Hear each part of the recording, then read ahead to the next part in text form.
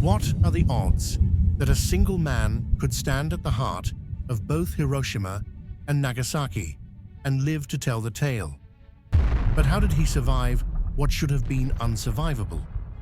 To answer that, we need to look at exactly where he was, what shielded him, and why the radiation didn't kill him instantly. In August 1945, two cities faced annihilation in just 3 days.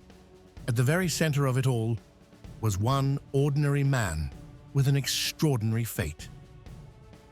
4 years earlier, the surprise attack from the Japanese forces on Pearl Harbor had dragged America into the war, igniting a fire that would only grow bloodier with each Pacific battle.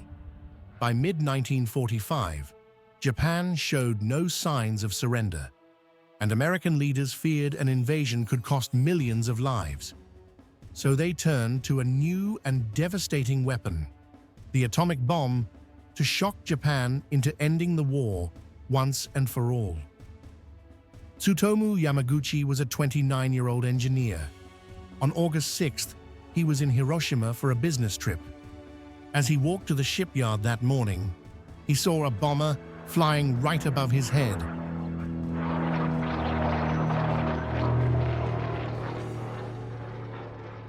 At 8:15 a.m., the Enola Gay dropped, "Little boy." The blast released heat hotter than the surface of the sun. Yamaguchi was just 3 kilometers from ground zero, far enough to avoid instant vaporization, close enough to be thrown down by the blast wave.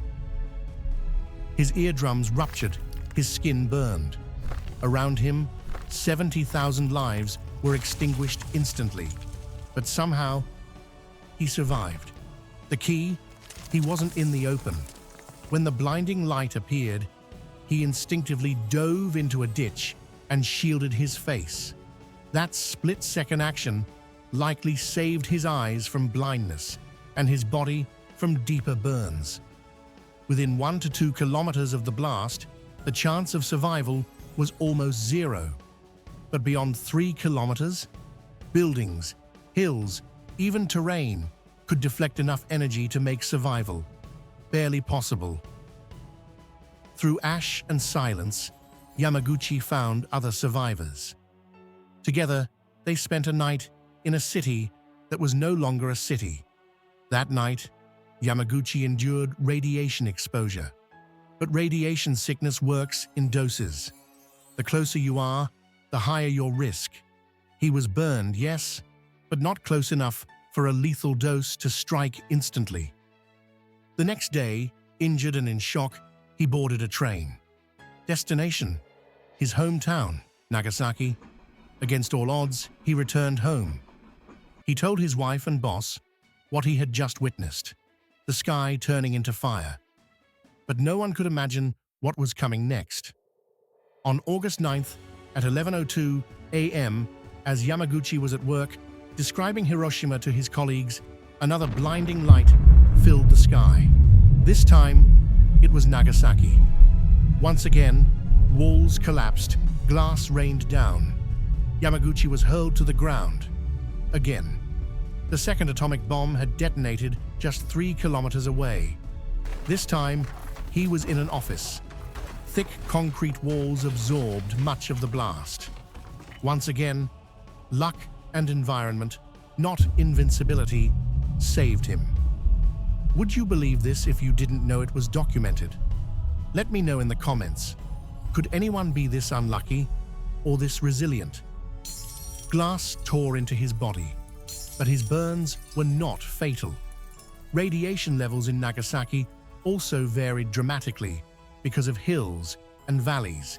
His location shielded him just enough. Doctors treated him for radiation poisoning, but his exposure wasn't instantly lethal. Scientists explain that radiation from an atomic blast drops off dramatically with time. In fact, within the first 7 hours, levels fall to about 1/10 of the original dose. After 48 hours, they're down to just 1%.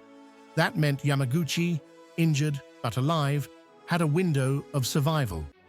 By moving quickly, finding shelter, and waiting out those crucial hours, he avoided the full force of lingering radiation.